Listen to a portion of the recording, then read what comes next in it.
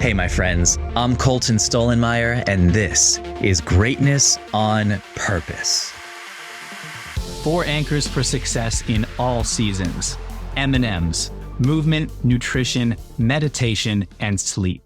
These 4 things can create stability during change and interruptions, and can create rhythm and consistency even in times of inconsistency. And a quick disclaimer here, I am not a medical professional and nothing I say is medical advice, and you should always seek professional advice before making any lifestyle changes. I was reading a story recently about a couple who were caught by a storm while out sailing. As the storm approached them, they found a cove to anchor their boat in.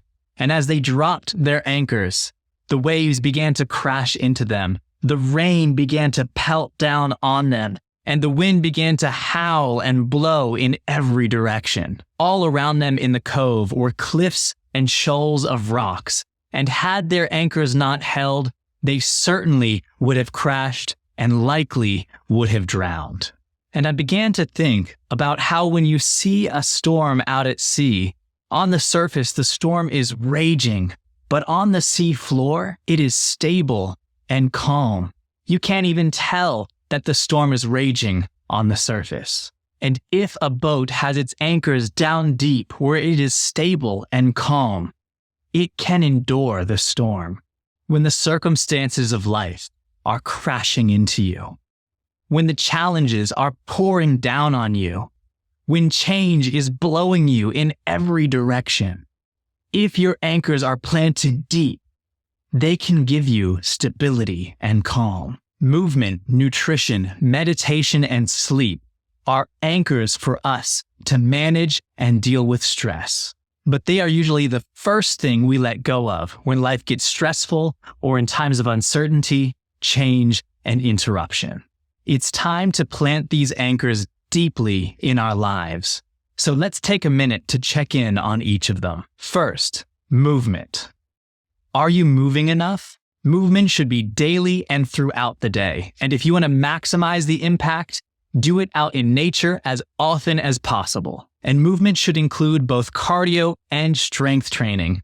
Cardio means getting your heart rate up, and strength or resistance training means challenging your body. Because remember, if it doesn't challenge you, it doesn't change you. Number 2, nutrition. Are you nourishing your body? Now, I'm not a dietitian or nutritionist, but there's a couple of things I can tell you. And number 1 is we should be eating more vegetables and fruits and less processed foods. We should also be taking care of our microbiome, which of course means eating more vegetables and fruits and eating less processed foods, but also eating fermented foods such as kimchi and drinking fermented drinks such as kombucha, kefir, and filmyok. It's also worth considering testing for any deficiencies and supplementing as necessary. And of course, we should be drinking plenty of water. And lastly, don't be a sucker or a blower. A sucker is someone who is sucked in by every new health fad,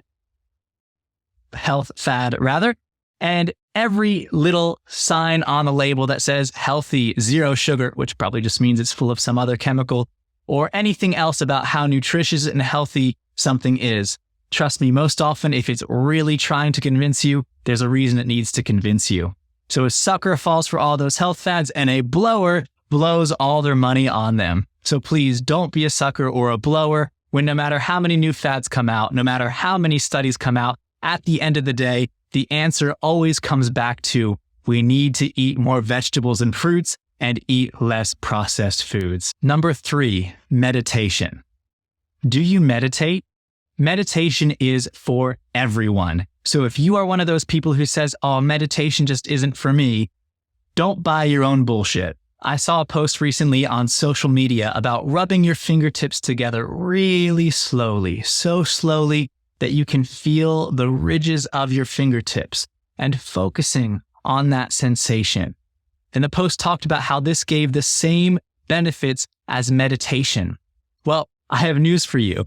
The reason it gives the same benefits as meditation is it is meditation. It is a focus-based form of meditation. So let me be really super clear here. Meditation is for everyone, and there is a form of meditation for everyone. There are so many different ways to meditate, and not all of them are sitting cross-legged on a yoga mat. You can meditate while walking, while surfing, while playing with your children, while laying down, while savoring a beautiful, delicious meal. There are so many ways and so many different forms of it.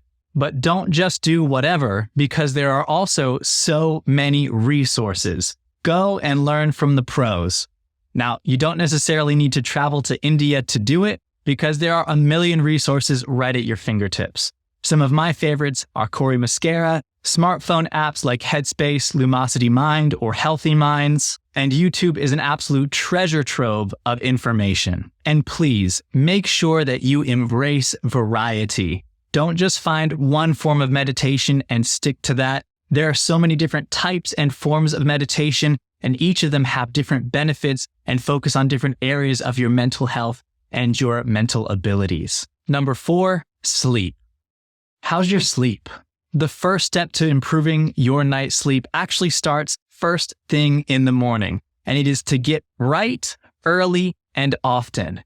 Getting bright light into your eyes as early as possible and as often as possible throughout the day is vital for setting your circadian rhythm and preparing your body for sleep at the right time at the end of the day. And when it comes to bright light, the fluorescent lights aren't gonna do the job. As much as possible, get that real, natural, raw sunlight into those eyes. And just like we need it bright, early, and often, at the end of the day, we need it dark and quiet. Get that sleeping space as dark and quiet as you possibly can, and protected. That place is for sleep. It ain't for entertainment. It ain't for work. Protect it as your sleeping sanctuary. And once you've set up that space for sleep, count your way down to bedtime. 4, 3, 2. 4 hours before bedtime, or at least as soon as possible after sunset, eliminate as much blue light as possible. 3 hours before bedtime, eliminate food as much as possible. And 2 hours before bedtime, eliminate water as much as possible. And on the note of drinking, consider your caffeine and alcohol intake, because study after study after study has continued to show that they disrupt sleep and decrease the quality of sleep. When it comes time to sleep, think in 90s. We sleep in 90-minute cycles. So consider that when you're choosing your time to sleep and your time to wake.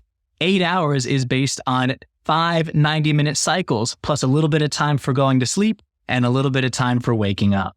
And make sure you prioritize the first 2 90-minute cycles, or the first 3 hours of sleep.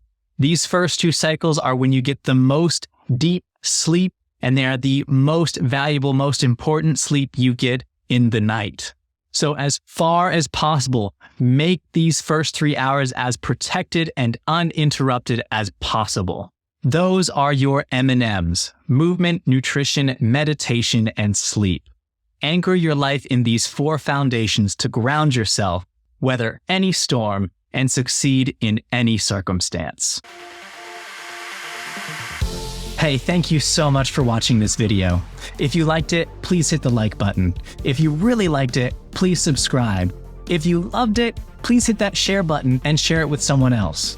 And if you didn't like it, why are you still here? It's time for you to go conquer your week, my friend. So take a deep breath. Remember what's important. Remember why you're here. Now go chase your dreams.